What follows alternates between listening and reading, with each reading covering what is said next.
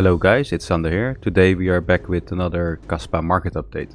We are going to look at the adaptive model for Bitcoin and see how far it deviated from the power law. We are also taking a look at the historical slope for Kaspa and how it has been decreasing over time for both genesis states. We're going to be looking at the evolution of Bitcoin's power law. We will look at some new cool charts I've made.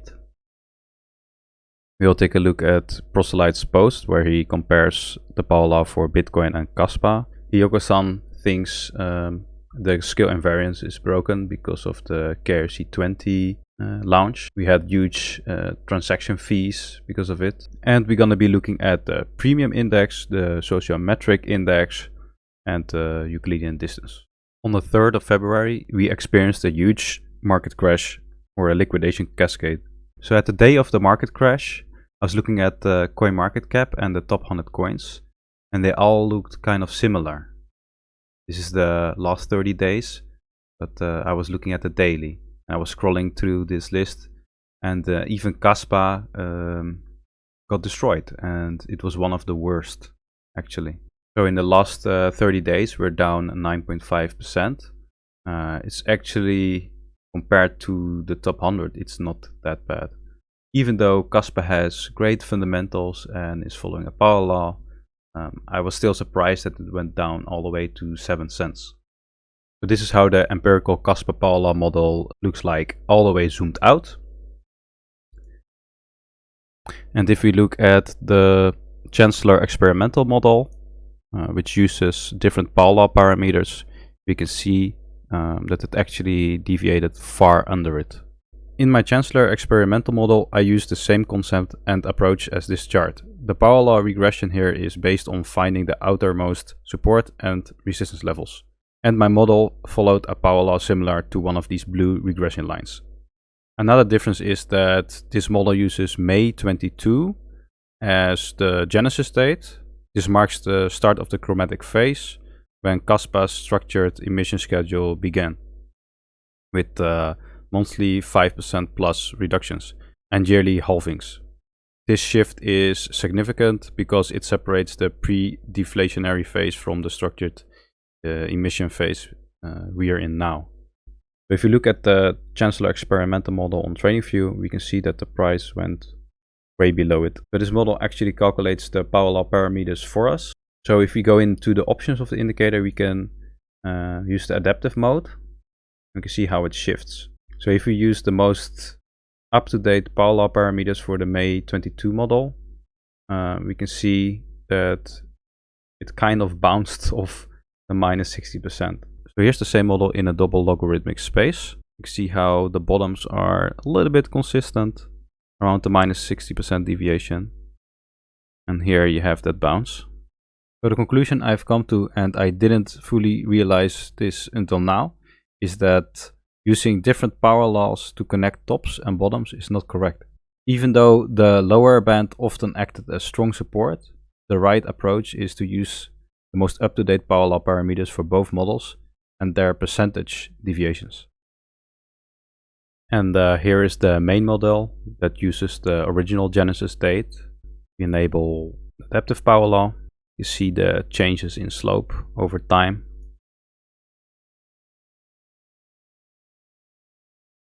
You can see how the slope slightly is decreasing. So here's the same model in the log linear chart, which broke below the minus 60% deviation. And here is it in a double logarithmic chart. Looks like this. This is a double logarithmic Bitcoin chart by Professor Giovanni Santostasi. I'm actually one of his pupils. He taught me how to write indicators and study power laws. The red line is around the minus 60% deviation from the power law. And you can clearly see why this line is important. It looks like it acts as support, and Giovanni has a theory on why it might be a physical support line because of cost of production and such. So if we look at the Kaspa chart from 2024, around the summer, we had an R squared of 0.952 and we had consistent bottoms around the minus 50% deviation, as you can see in marked in red. So if you look at the current power law chart for Kaspa, you can see the slope has dropped, and you see the R squared has dropped from 9.5 to 9.3.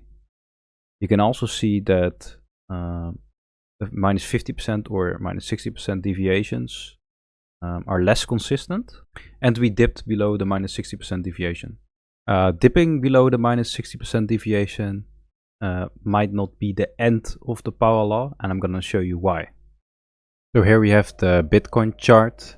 We're using the adaptive power law model from Giovanni. The blue line is the power law, and the bottom red line is the minus 60% deviation. So this adaptive model calculates the most up-to-date power law parameters with each new closing daily candle. So now we can look many years back and see how reliable most up-to-date power law was back then. So let's scroll through the chart, and you can see over here we went below the minus 60% deviation at that time. And here again. Some people would say we had a huge bubble here, and that's why the slope of the power law went up by a lot. Makes sense, but we still went below. We actually went below a couple more times. But the more data we have, the more stable the power law becomes. Alright, now we have reached the age of Kaspa, which is around 1200 days. Here we have the Kaspa chart. We do the same thing. We use the adaptive model and we go through the data. Here we deviated slightly under.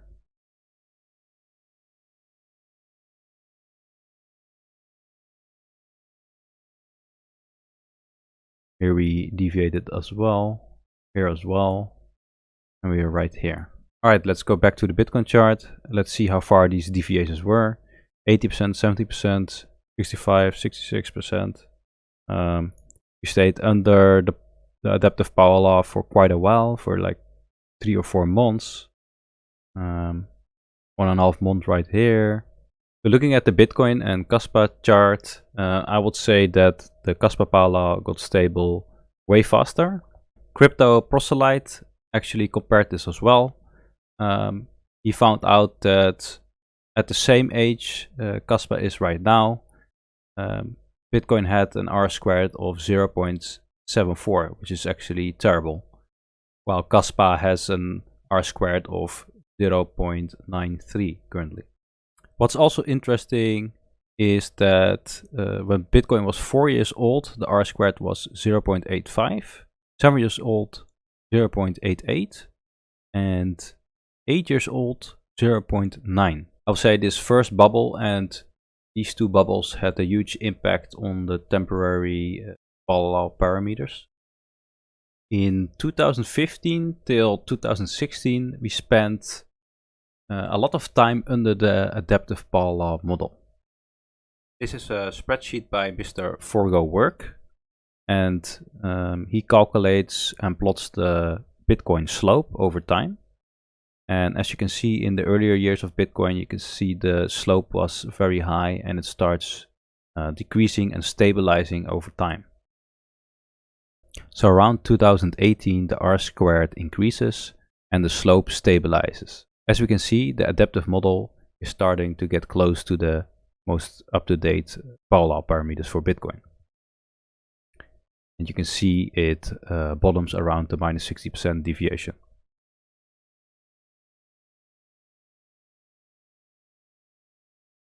So if we look at the Bitcoin power law model and disable the adaptive model, you can see how these bottoms aligned pretty well with the minus 60% deviation.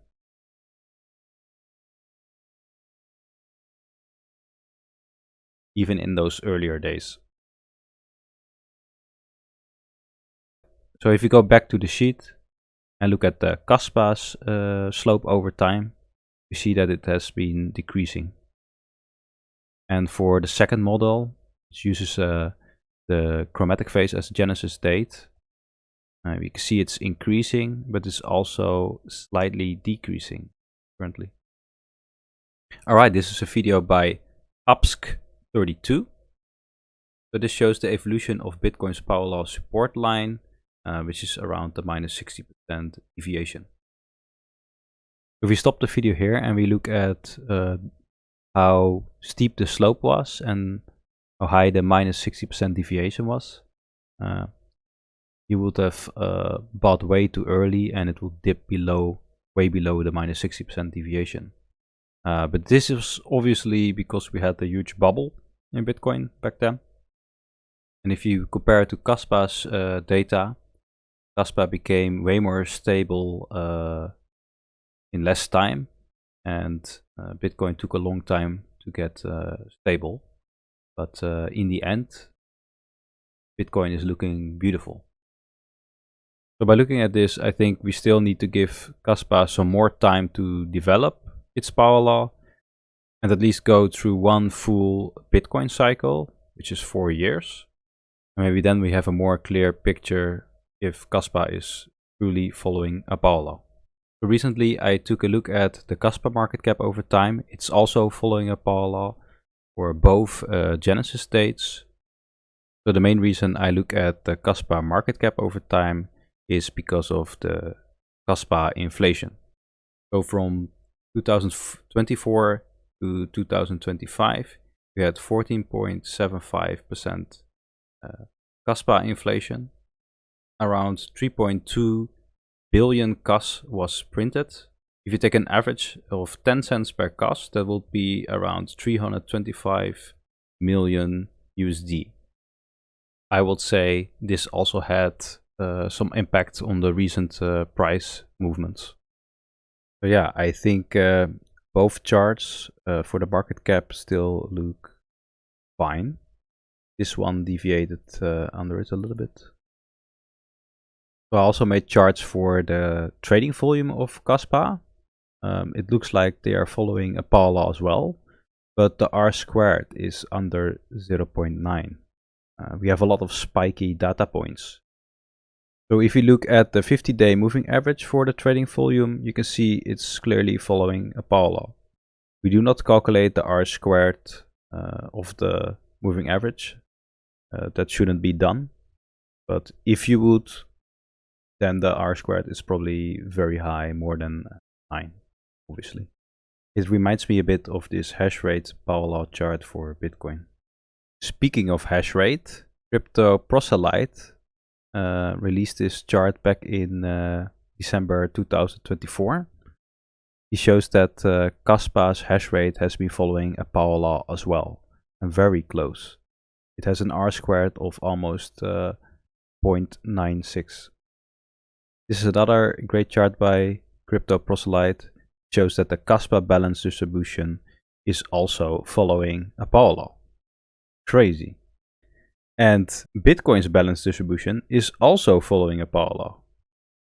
So all these different metrics for Bitcoin follow a power law as well, and I believe they strengthen each other. So currently Kaspa's market cap, price over time, hash rate, wallet distribution, and trading volume, they all follow a power law. There are probably more that we haven't even discovered yet. So currently Kaspa USD isn't doing too well. It deviated far under the power law. But for example, if we scroll down to the trading volume, it looks like the trading volume doesn't really care about it at all. Ryoka-san on Twitter says that the chart collapsed at the same time as the emergence of KRC20. This is no coincidence. It does make sense. Why? Since the launch of KRC20, it has generated 128 million KAS in fees. So the fees have been cooling down. I think the market needs to digest these enormous fees. If you look back at the Kaspa chart to the liquidation cascades crash that we saw, I had my stop loss right under this swing daily low, and we pressed the play button. You can see how deep we went. It was crazy. I actually got the notification in the middle of the night, and I woke up to this. So you should always use a stop loss, definitely. But yeah, I woke up to this huge red candle, and I managed to buy some Kaspa at 7.6 cents. So I guess I was lucky in that way. But my my trade got stopped out. For Bitcoin, we have a very reliable minus 60% deviation from the parallel bottom pattern. But maybe, yeah, this is gonna sound wild, but maybe it's gonna look more, for Kaspa, it's gonna look more some of these other charts, like on the right bottom, one of these. I wanna be realistic with you guys. In the end, I still think Kaspa could follow a parallel. We do want to see that behavior where the bottoms lay between the minus 50, minus 70%, let's say. And we want to see touches on the bottom, like Bitcoin. At least that would be nice. But who knows, maybe it behaves differently. Maybe it has less touches or more. You don't know. So I'm still bullish on Kaspa. I think the power law has not been broken yet. We still need to wait for more data, at least another year or two. Still hasn't completed the full Bitcoin cycle yet. And I'm expecting, or I'm still expecting an alt season and to top out around November this year. Maybe we'll get to that $1 or 150 or even higher, who knows. We just get to the power law, which is at 70 cents. Alright, let's take a look at the different indicators. The Euclidean distance low. The premium index is currently at a discount, but not that much. Last time we saw a huge discount, we saw a 50% up move. We saw a premium and then a huge market crash, but the premium wasn't that high to signal for us to get out. The social metric index shows that we're currently underhyped on social media, which could be a great thing. If you look at the historical data, whenever it was purple, it was kind of low, right here as well. Yeah, the video is getting quite long again. I do want to let you guys know that I did not expect this huge liquidation event. If there is someone on social media who called this event and only called it in one way, that we're going down, and not saying foolish things as well, they deserve a follow. And they were right. But I did not expect this. It was crazy. Oh yeah, one quick thing is that I do want to create a website for all these charts, so everyone can interact with them and be for themselves.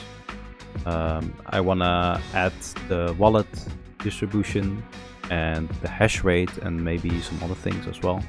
So yeah, you will be able to view all this data yourself. Thank you for watching, guys, and I hope to see you in the next videos.